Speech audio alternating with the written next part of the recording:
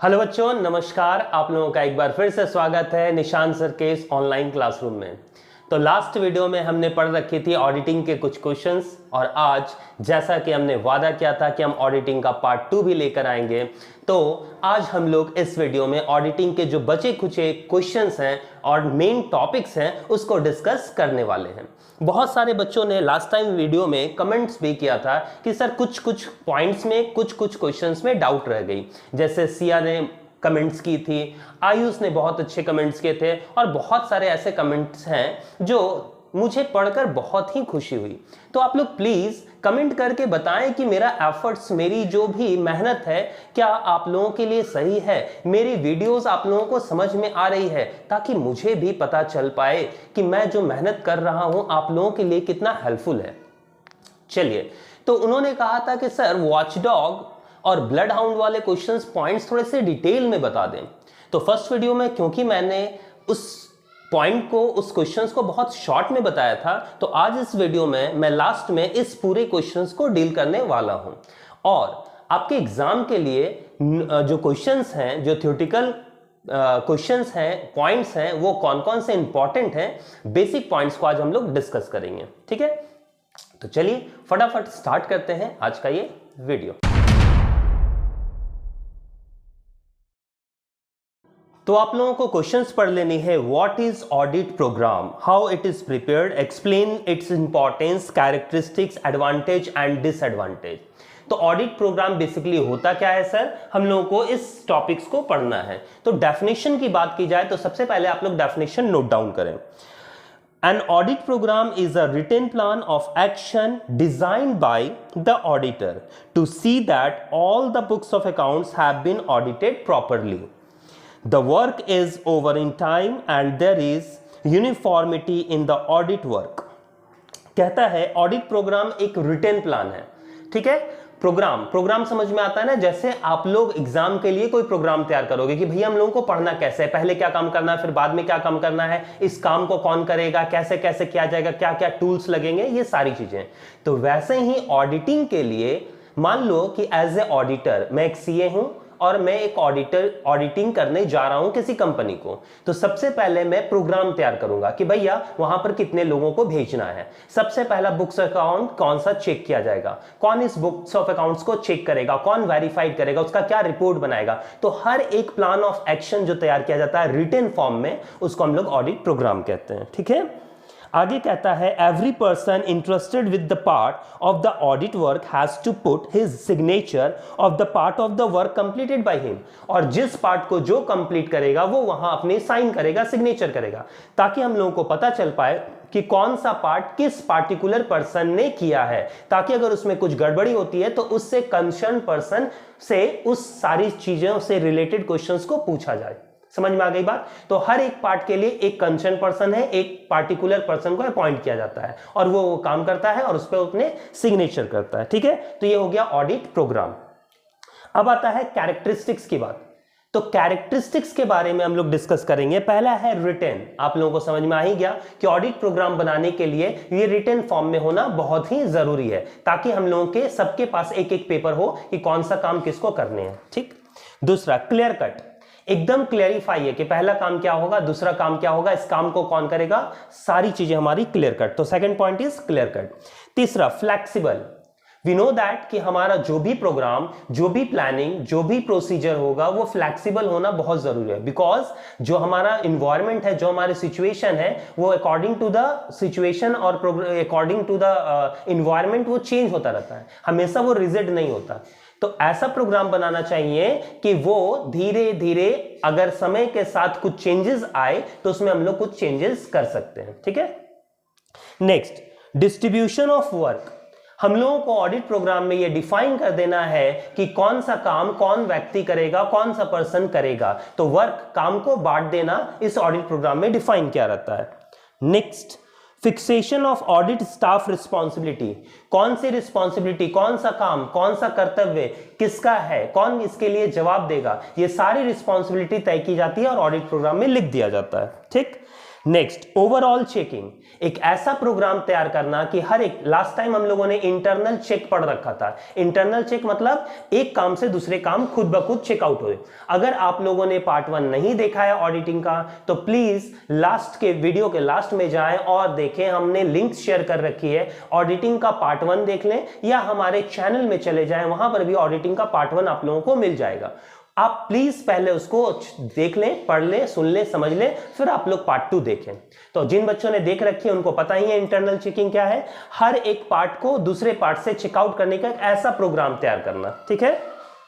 Next, examination with the original vouchers. हम लोग को एग्जामिनेशन करना है ओरिजिनल वाउचर्स के अकॉर्डिंग। वाउचर्स मैंने लास्ट क्लास डिस्कस भी कर रखा था, एक बिल, एक रिसिप्ट्स, जिसके अकॉर्डिंग हम लोग पूरा ओवरऑल चेकआउट करेंगे, ठीक है।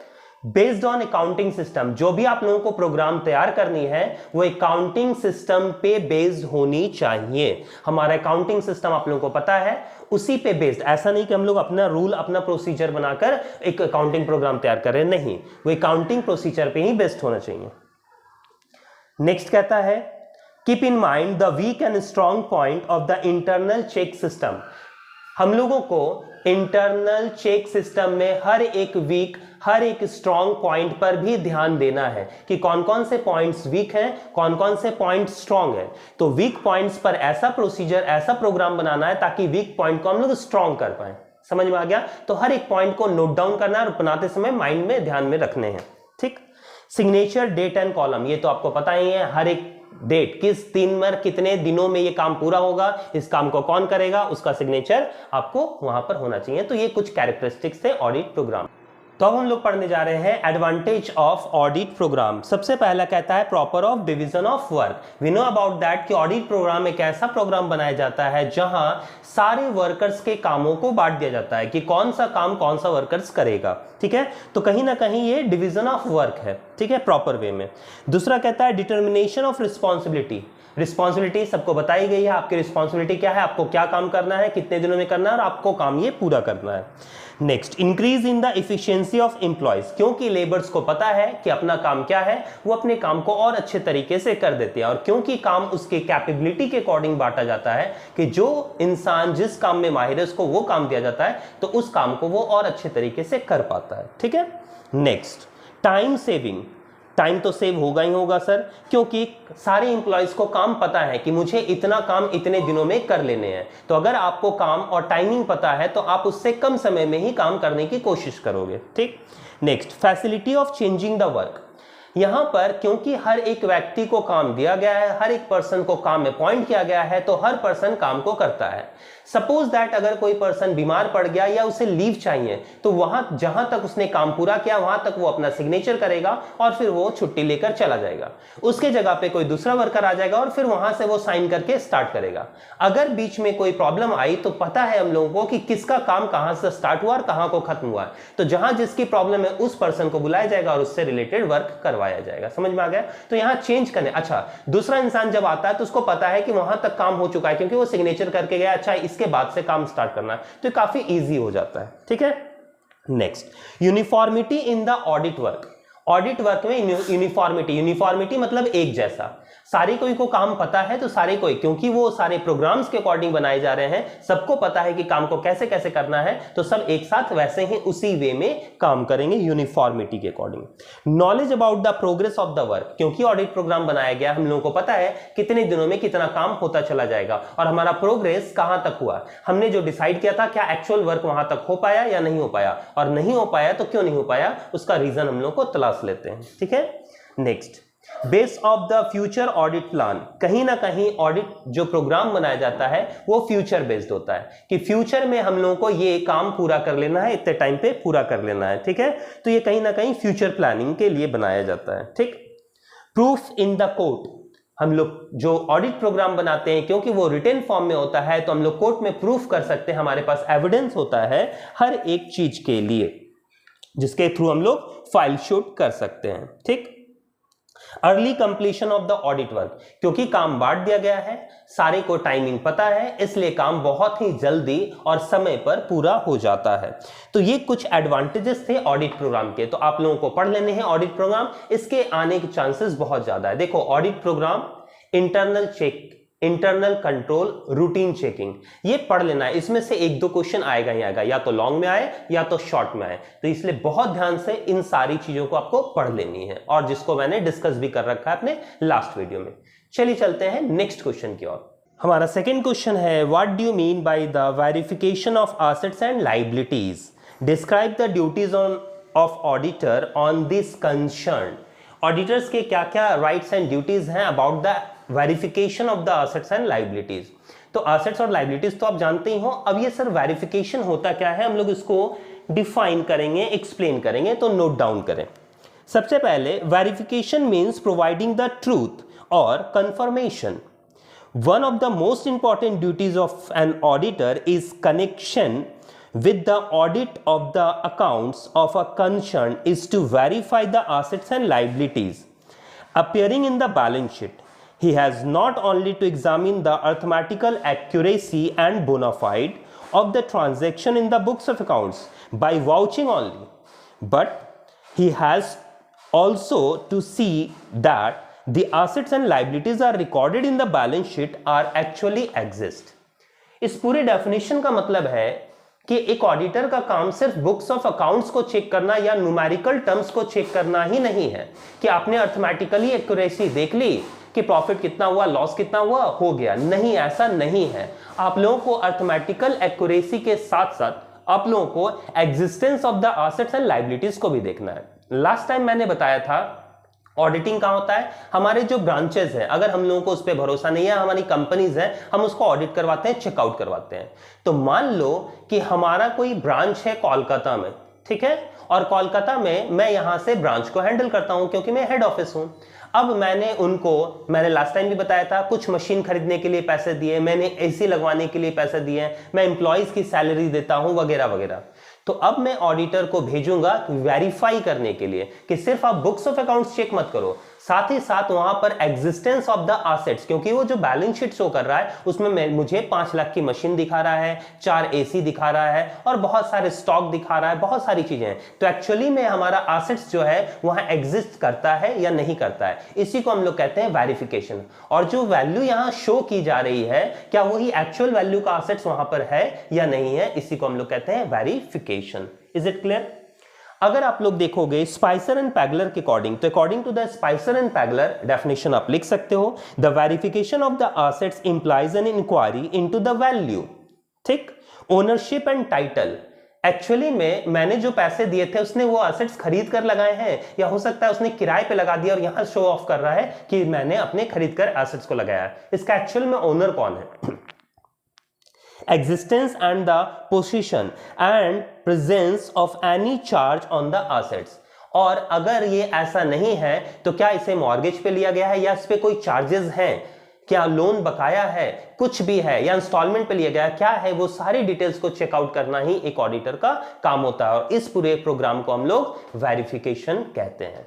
तो एसेट्स का वेरिफिकेशन समझ गए, वैसे ही लायबिलिटीज, किससे किससे हमने कर्ज लेकर रखा है, किसको किसको पे आउट करना है। यहां पर बैलेंस शीट में जो कर्ज एक्चुअली में शो कर रहा है, लोन शो कर रहा है, एक्चुअली में क्या वो लोन है या नहीं है। और यहां पर जो लोन दिखा रहा है, क्या वो कहीं ना कहीं हमारे एसेट्स पे मॉर्गेज तो नहीं है। मॉर्गेज समझते हो ना, मॉर्गेज का मतलब होता है गिरवी रखना, कहीं उसने हमारी सारी प्रॉपर्टी को गिरवी रखकर तो लोन नहीं ले लिया। तो ये सारी चीजें वेरिफिकेशन कहलाती है। Is it clear? अच्छा, ऑब्जेक्टिव की ओर चलें तो ऑब्जेक्ट्स ऑफ वेरिफिकेशन क्या है, एक ऑडिटर को क्या करना चाहिए about the concern of verification of assets and liabilities. See, existence of assets and liabilities. सबसे पहला पॉइंट इसको देखना है कि जो एसेट्स बैलेंस शीट में शो कर रहा है एक्चुअली में वो एग्जिस्ट करता है या नहीं करता है, ठीक है, ब्रांच में जाकर उसको देखनी है। दूसरा, correct valuation of the assets and liabilities. जो बैलेंस शीट में अमाउंट शो कर रहा है, फिगर शो कर रहा है, एक्चुअली में वो अमाउंट, वो फिगर का एक्चुअल वो एसेट्स है या नहीं है, ये वेरीफाई करना। Ownership of the enterprise on the assets, इसका मालिक कौन है और ये प्रॉपर्टी उसके नाम पर है या नहीं है, कहीं उसने गिरवी पर, किराए पर ले नहीं तो रखा है। Next, classification sorry, clarification of position on assets. अभी ये एसेट्स आपने खरीदा तो है, हो सकता है कि आपने किसी से कर्ज रखा हो, मॉर्गेज रखा हो, उसके कब्जे में हो, या आपने कहीं गिरवी रखकर उससे किराया ले लिया हो, तो किसके अधिकार में, किसके पोजीशन में है, ये आपको देखनी है, चेकआउट करना है। Control over the fraud and irregularities, आपको फ्रॉड और इरेगुलरिटीज, क्योंकि मैंने बताया था मेरी ब्रांच में मैंने 4 एसी दिया था, हो सकता है वो 2 ही एसी लगाया हो, 2 नहीं लगाया हो, 2 अपने घर पे लगा दिया हो, तो क्या फ्रॉड हो रहा है, चीट्स हो रहा है, इरेगुलरिटीज क्या है, वो सारी चीजों को चेक करना। नेक्स्ट है मैथमेटिकल एक्यूरेसी, आपको बताया मैंने नंबर्स में हेरफेर हो सकता है, 1 0 ज्यादा 1 0 कम, वहां पर कुछ और दिखा रहा है नंबर्स, यहां कुछ और दिखा रहा है नंबर्स, तो ये भी चेकआउट करना। ठीक, फ्लोटिंग चार्ज, कहीं ना कहीं हमारे एसेट्स पे उसने किराया तो नहीं लगाया हुआ है, गिरवी तो नहीं रखा हुआ, या कोई चार्जेस तो उस पे अभी तक बकाया नहीं है, नहीं तो फिर मुझे लास्टली पे करना पड़ेगा क्योंकि वो ब्रांच मेरा है। Is it clear? Next, change in the assets, assets में अगर कोई वैल्यू में चेंजेस आया है तो क्या वो प्रॉपर वे में मेंशन किया गया है बैलेंस शीट में या नहीं किया गया है, या ऐसे ही अपने मन से आपने चेंजेस कर रखी है, तो ये सारी चीजें आप लोगों को देखनी बहुत जरूरी है, इसको कहते हैं वेरिफिकेशन। Is it clear? तो वेरिफिकेशन अगर आपको थोड़ा बहुत पढ़ना है तो वेरिफिकेशन और difference between verification and vouching कर सकते। तुम्हारा नेक्स्ट क्वेश्चन है, explain the provision of companies act 2013 with regard to the rights, duties, appointment, qualification, disqualification of a company auditor. देखो ये क्वेश्चन मुझे लगता है कि बहुत ज्यादा चांसेस है इस क्वेश्चन के आने के, या तो आपको qualification disqualification of the company auditor आएगा, या तो राइट्स एंड ड्यूटीज आ सकते हैं, या तो qualities of an good auditor. तो ऑडिटर्स के बारे में हम लोगों ने इतना पढ़ रखा है, देखो इतने पॉइंट्स मैंने बता रखे हैं कि आप खुद से भी बना के इसको लिख सकते हो। तो हम लोग इस क्वेश्चंस के बारे में कुछ डिस्कस करते हैं अबाउट द कंपनीज एक्ट 2013। कहता है according to the companies act 2013, the Companies Act 1956, every company has to compulsory get its accounts audited by a qualified auditor. ठीक, under the act provision have been made the appointment, removal, remuneration, rights and duties of the auditor। ये जो section बताए गए हैं, ये जो acts बनाए गए हैं, इसमें सारी चीजों के बारे में बताया गया है कंपनी ऑडिटर होना क्या चाहिए। जैसे क्वालिफिकेशन के बारे में डिफाइन किया गया है सेक्शन 141 क्लॉज 1 एंड 2 में। जैसे एक ऑडिटर कौन होना चाहिए, इंडिविजुअल पर्सन होना चाहिए, चार्टर्ड अकाउंटेंट होना चाहिए और इंडिपेंडेंट पर्सन होना चाहिए। समझ में आया? तो याद रखोगे ये सारी क्वालिफिकेशंस हैं, ये इसके बारे में आप लोगों को पढ़ लेना है। एक चार्टर्ड अकाउंटेंट होना चाहिए, इंडिविजुअल पर्सन, इंडिपेंडेंट पर्सन होना चाहिए जिसका रिलेशन किसी के साथ भी ना हो। ये क्वालिफिकेशंस कुछ बताए गए हैं, आपको पढ़ लेना है कंपनीज एक्ट में। ठीक है, अगर इसके ड्यूटीज की बात की जाए तो सर कौन कौन से ड्यूटीज हैं कंपनीज ऑडिटर के, तो याद रखोगे to perform his duties honestly, पहला पॉइंट लिखोगे to perform his duty honestly, ईमानदारी से अपने काम को करना चाहिए, पहली ड्यूटीज बनती है। To deal with the limited number of companies, एक ऑडिटर चार्टर्ड अकाउंटेंट होता है, वो कितनी भी कंपनी का ऑडिटिंग कर सकता है, लेकिन एक लिमिटेड नंबर, जैसे 20 जो है वो उसके मैक्सिमम नंबर है कि एक साथ वो 20 कंपनीज का ऑडिटिंग कर सकता है। नेक्स्ट है टू मेंटेन सीक्रेसी, क्योंकि वो ऑडिटिंग कर रहा है उसके सारे सीक्रेट्स को पता है, वो चेकआउट कर रहा है, लेकिन इसको मेंटेन करना चाहिए, इसकी ड्यूटी रिस्पॉन्सिबिलिटीज बनती है एक ऑडिटर की कि वो रिवील ना कर दे मार्केट में कि उसकी कंपनीज में क्या चल रही है। Next to disclose the material facts, अगर आप लोग मतलब एक ऑडिटर को अगर किसी कंपनी में कोई मटेरियल फैक्ट्स पता चलते हैं, मतलब कोई पता चलती है कि यहां पर प्रॉब्लम है, यहां पर एरर्स है, यहां पर फ्रॉड है, तो उसको डिस्क्लोज करना चाहिए, उसको बताना चाहिए। ठीक, next not to accept profit based fees, ऐसा नहीं है कि आपका बिजनेस में प्रॉफिट बहुत ज्यादा हो रहा है तो हम आपसे ज्यादा फीस चार्ज कर रहे हैं, या फिर प्रॉफिट के अकॉर्डिंग हम अपने फी को बढ़ाते चले जा रहे हैं, ऐसा नहीं होना चाहिए। ठीक, next not to allow unqualified person to practise in the his name, अपने जगह पर अपनी ये जो काम है आपका, आप अपनी जगह पर किसी ऐसे अनऑथराइज्ड पर्सन को ना रख लें जिसके पास ऑथोरिटी ही नहीं है और आप उससे काम करवा रहे हो, उससे साइन करवा रहे हो, ऐसा नहीं करना चाहिए ऑडिटर को। ठीक है, next to perform the work tactfully, ठीक है, कॉशियसली एंड केयरफुली, सतर्क होकर, सावधान होकर, बहुत ही ध्यान से, चालाकी, टैक्टफुली मतलब चालाकी पूर्वक उसको करना चाहिए, ये आपकी ड्यूटीज बनती है। तो ऑडिटर्स की कुछ ड्यूटीज हैं, ये आपको लिख देना है। इसके अपॉइंटमेंट कैसे होते हैं, इसके क्वालिफिकेशन क्या है, डिसक्वालिफिकेशन क्या है, ये सारी चीजें आपको लिखनी है कंपनीज एक्ट 2013 के अकॉर्डिंग। हमारा नेक्स्ट क्वेश्चन है define corporate social responsibility, what are its features, differentiate between CSR मतलब corporate social responsibilities and business ethics. ठीक, तो सबसे पहले CSR होता क्या है, कॉर्पोरेट सोशल रिस्पॉन्सिबिलिटी। देखिए इसके आने के चांसेस 80 to 90% है। ये क्वेश्चन बहुत ध्यान से आप लोग पढ़ लीजिएगा, CSR कॉर्पोरेट सोशल रिस्पॉन्सिबिलिटी होता क्या है। मैं कुछ पॉइंट्स को डिफाइन करने जा रहा हूं ताकि आप एग्जाम में इसको डिफाइन कर पाओ, लिख पाओ। Corporate social responsibility is such a concept in which companies do not only consider their profitability and growth, but also the interests of the society and the environment by taking responsibilities towards the various stakeholders.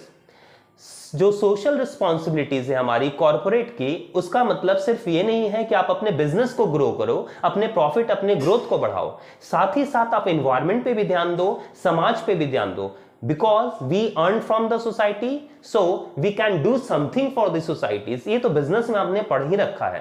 तो यहां पर भी हमारा ethics, हमारी principal जो बताती है एक कॉर्पोरेट को, एक कंपनीज को कि हमें क्या करना चाहिए। तो क्योंकि हम लोग पैसा कमा रहे हैं एनवायरनमेंट से, हमारे बिजनेस से, हमारे जो सोसाइटीज है, तो हम लोग को सोसाइटीज के लिए भी कुछ करना चाहिए, हमारी ये रिस्पॉन्सिबिलिटीज बनती है।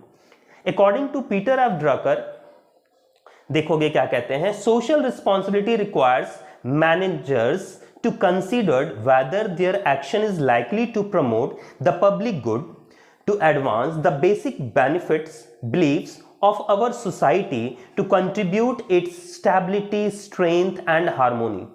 ठीक, हम लोग एक मैनेजर को, एक बिजनेस कंसर्न को ये चाहिए कि वो क्या करे, एक रिस्पॉन्सिबिलिटी, एक सोसाइटी की रिस्पॉन्सिबिलिटी ले, अपने गुड्स को, अपने बिजनेस को प्रमोट करे, साथ ही साथ ये ध्यान में रखे कि वहां का इन्वायरमेंट, वहां की सोसाइटी, वहां की सारी चीजें को कोई हार्म ना हो, कोई इफेक्ट ना हो, ताकि आपका बिजनेस स्टेबल रह पाए, आपका बिजनेस स्ट्रेंथ रह पाए और सब में भाईचारा, मेल मिलाप और अच्छे तरीके से आप बिजनेस को आगे बढ़ा पाओ। ये सोशल रिस्पॉन्सिबिलिटी बनती है। ठीक है, तो यही है CSR, कॉर्पोरेट सोशल रिस्पॉन्सिबिलिटी। आपके समाज के प्रति आपकी रिस्पॉन्सिबिलिटी क्या है। ठीक है, अगर मैं इसकी फीचर्स की बात करूं तो सबसे पहला कहता है द लॉ ऑफ रिस्पॉन्सिबिलिटीज, क्योंकि एक कंपनीज को लॉ को फॉलो करना ही पड़ेगा और लॉ हमारा स्ट्रिक्ट बना हुआ है। अगर आप लॉ को फॉलो नहीं करोगे तो आप कभी भी सरवाइव नहीं कर पाओगे और लॉ में बहुत सारी स्ट्रिक्ट रूल्स बनाए गए हैं। ठीक है, उसके अकॉर्डिंग आपको समाज के प्रति ध्यान रखना ही पड़ेगा।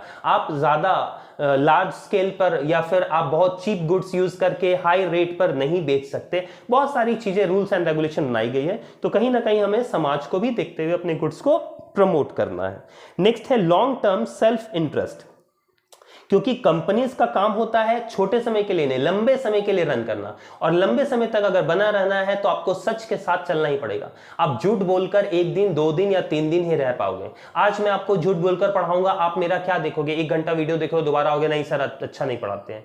तो यहां पर याद रखोगे, सच के साथ आप चलोगे तो टाइम तो लगेगा आपको, क्योंकि लोगों को विश्वास नहीं होता है। जैसे आप लोगों को विश्वास नहीं है कि हाँ ये झोला छाप टीचर क्या पढ़ाएगा, लेकिन धीरे धीरे धीरे धीरे जब आप मेरी वीडियोस को देखोगे, मुझे पढ़ोगे, मुझे समझोगे, मेरी बातें अगर आपको समझ में आने लगेगी तो फिर आप वो विश्वास हो जाएगा और वो लॉन्ग टर्म चलेगा। Is it clear? तो यहां पर बात रखोगे, अगर कोई भी काम करना है, कोई भी काम जीवन में, तो याद रखोगे सच को लेकर ही चलना पड़ेगा। आप झूठ के लेवल पर कभी भी काम लॉन्ग टर्म के लिए नहीं कर सकते। नेक्स्ट कहता है मोरल जस्टिफिकेशन।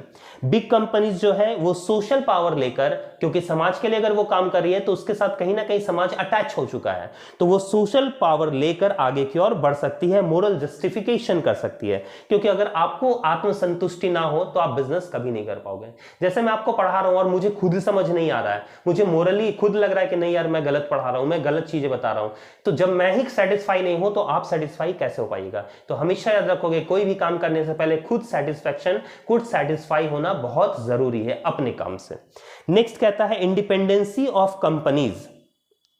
यहां पर क्योंकि अगर आप समाज के प्रति काम नहीं करोगे, सोसाइटी को लेकर नहीं चलोगे, तो गवर्नमेंट आपको इंटरफेयर करेगा, बार बार वो पॉइंट आउट करेगा, रूल्स आपको पॉइंट आउट करेंगे, तो आप इंडिपेंडेंट होकर काम नहीं कर सकते। तो अगर इंडिपेंडेंटली काम आपको करना है तो आपको कहीं ना कहीं लॉ को फॉलो करना होगा, सोशल रिस्पॉन्सिबिलिटीज फॉलो करनी पड़ेगी। ठीक, बेटर पब्लिक इमेज। आपको पता है कि अगर आप समाज के लिए काम कर रहे हो, जैसे अगर मैं एग्जांपल दूं, iconic businessman that is Ratan Tata.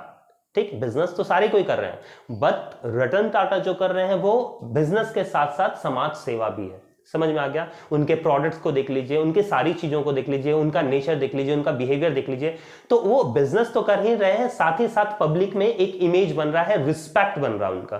समझ में आ गया? तो पब्लिक जब इमेज बनता है तो उन पर फेथ और बढ़ जाता है, उनकी प्रोडक्ट्स पर फेथ और बढ़ जाता है, क्योंकि टाटा मतलब नाम ही काफी है, उसकी जो चीजें हैं वो मजबूत होगी। ठीक, समझ में आता है? Next, proper use of resources. यहां पर कहा जाता है कि आपके पास जो भी रिसोर्सेज हैं उसका प्रॉपर यूटिलाइजेशन कीजिए। ठीक है, ये आपकी रिस्पॉन्सिबिलिटी बनती है। आप चीप गुड्स मत दीजिए, आप प्राइस हाई करके लो क्वालिटी की गुड्स ना दीजिए, ताकि आप ज्यादा से ज्यादा सिर्फ प्रॉफिट कमा पाए, ऐसा मत कीजिए। लोगों के बारे में भी सोचिए, तो ये आपकी रिस्पॉन्सिबिलिटी। नेक्स्ट क्वेश्चन हम लोगों को पढ़ने लिए है, where book keeping ends accountancy begin and where accountancy end auditing begin, explain. देखो, ये क्वेश्चंस भी आने के चांसेस आपके बहुत ज्यादा हैं, तो हम लोग इसको डिफाइन करेंगे कि बुक कीपिंग होती क्या है सर। तो सबसे पहले ध्यान दोगे, बुक कीपिंग, बुक कीपिंग का मतलब होता है प्राइमरी बुक्स ऑफ अकाउंट, जैसे जर्नल, लेजर, सारी बुक्स को रिकॉर्ड करना ही बुक कीपिंग के अंदर में आता है। मतलब जर्नल और लेजर, जर्नल और लेजर जो है वो बुक कीपिंग के अंदर में आते हैं। ठीक है, जैसे ही हम लोग रिकॉर्ड कर लेते हैं, then we have to verify the books of accounts. जैसे हमने जर्नल बना लिया, हमने लेजर बना लिया, अब हम लोग को जरूरत है कि इस बुक्स ऑफ अकाउंट को चेकआउट करना कि भैया ये जो अकाउंट्स बन रहा है ये सही है या गलत है और इससे क्या डिसीजन निकलेंगे। इसके लिए हम लोग बनाते हैं अकाउंटिंग, और अकाउंटिंग में हम लोग बनाते हैं ट्रायल बैलेंस, ठीक, पीएल अकाउंट और बैलेंस शीट, ताकि हम लोगों को पता चल सके कि हमारे बिजनेस जो है वो प्रॉफिट में जा रहे हैं, लॉस में जा रहे हैं, हमारा बिजनेस बैलेंस में चल रहा है कि नहीं चल रहा। और ट्रायल बैलेंस हम लोगों को बताता है, अगर आपने अकाउंट्स पढ़ रखा है तो ट्रायल बैलेंस मैच कर गया, मतलब आपका जो जर्नल और लेजर है वो सही है। तो कहीं ना कहीं हम पहले जर्नल और लेजर बनाते हैं, फिर इसको वेरीफाई करने के लिए ट्रायल बैलेंस, पीएल और बैलेंस शीट बनाते हैं। तो फर्स्ट एंट्री होती है बुक कीपिंग में, ठीक, और बुक कीपिंग के खत्म होने पर हम लोग क्या स्टार्ट करते हैं, अकाउंटेंसी। तो सबसे पहले आपको डिफाइन कर लेना, बुक कीपिंग का एक्सप्लेनेशन लिख लीजिएगा, बुक कीपिंग को डिफाइन कर लीजिएगा और उसमें बता दीजिएगा कि उसके कंटेंट्स क्या क्या है। फिर बताइएगा अकाउंटिंग, अकाउंटिंग क्या होती है, उसके कंटेंट्स क्या है, इसके डेफिनेशन लिख देना है। अब जैसे ही ये कंप्लीट हो जाती है, अब हम लोगों को शक होता है, जैसे मैंने बताया था मेरे ब्रांचेस है, मेरी कंपनीज है, अब मुझे डाउट है कि वो सही है या गलत है, तो फिर इसको वेरीफाई करने के लिए हम लोग क्या बनाते हैं, ऑडिटिंग। हम लोग क्या करवाते हैं, ऑडिटिंग।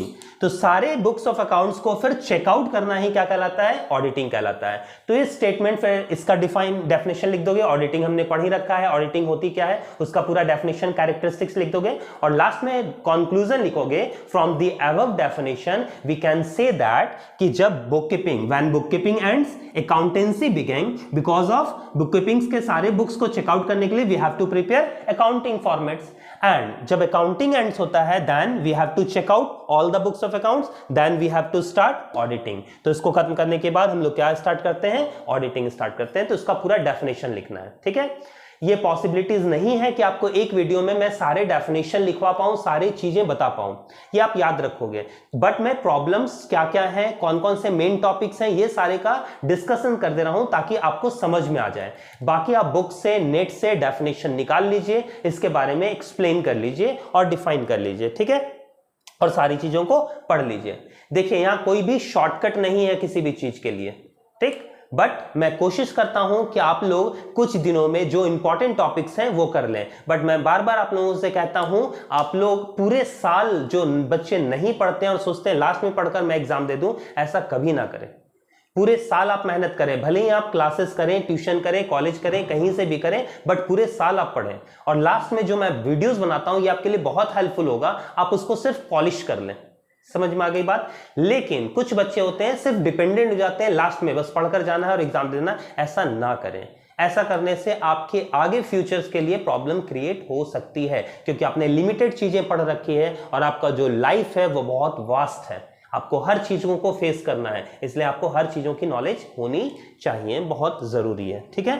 तो आप याद रखोगे बुक कीपिंग, अकाउंटेंसी और ऑडिटिंग का ये क्वेश्चन आपको डिफाइन कर लेनी। तो जैसा हम लोगों ने कहा था कि auditor is an watchdog but not a bloodhound के कुछ पॉइंट्स मैं डिस्कस कर दूंगा, तो नोट डाउन करें। द टर्म वॉच डॉग, सबसे पहले first of all first line करोगे, an auditor is an watchdog. कैसे? The term watchdog implies that a dog is kept in maintained by his master. एक master जो है अपने watch dog को रखता है अपने घर में सिक्योरिटी मेंटेन करने के लिए। Dog is a faithful animal and always see the interest of his master. एक जो कुत्ता होता है, वॉच डॉग जो होता है, वो क्या होता है? फेथफुल एनिमल, जिस पे आप भरोसा कर सकते हो। अपने मास्टर के लिए वो क्या होता है? उसके इंटरेस्ट पर ध्यान देता है। No damages should be made on his master due to his loss of attention of the dog. और डॉग, कुत्ता कभी नहीं चाहता है कि उसकी वजह से उसके मालिक को कोई नुकसान पहुंचे। ठीक, no damages should be due to his losses attention to the dog. If any person try to put the owner to any loss, he bark and inform the owner about the unforeseen acts. अगर उसको लगता है ऐसा कि कोई third person उसके मालिक को जो है नुकसान पहुंचाने की कोशिश कर रहा है, तो वो भौंकता है और अपने मालिक को इन्फॉर्म करता है कि देखिए मालिक, ये आया है चोरी करने के लिए, मुझे लगता है ये चोर है। ठीक है। The third party, it is clear from this statement that the watchdog neither cries nor bark on each and every person। और इससे ये स्टेटमेंट क्लियर होता है कि जो वॉचडॉग होता है, जो पालतू कुत्ता होता है, वो हर एक इंसान पर नहीं भौंकता या हर एक इंसान पर नहीं चिल्लाता। उसको सस्पिशियस लगता है, अगर उसको लगता है कि भैया ये इंसान गलत है या इसके जो इरादे हैं वो नेक नहीं दिख रहे, ये हमारे मालिक को नुकसान पहुंचा सकता है, तो फिर वो भौंकता है, चिल्लाता है और अपने मालिक को इन्फॉर्म करता है एज एन ऑडिटर। ठीक, तो ऑडिटर का काम होता है कि सिर्फ और सिर्फ क्या करना? पॉइंट आउट करना, फ्रॉड दिखाना, बताना कि भैया मुझे लग रहा है ये इंसान गलत है, बाकी आपको क्या करना है देख लीजिए। ठीक है। But as an bloodhound, bloodhound क्या होता है? The characteristics of a bloodhound, मतलब शिकारी कुत्ता, is to see with the suspicion and treat as an enemy any person who come near of his master।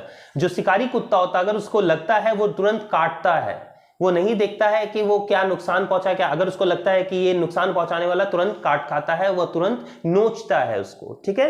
Therefore it is not only bark upon such person but also try to injure him।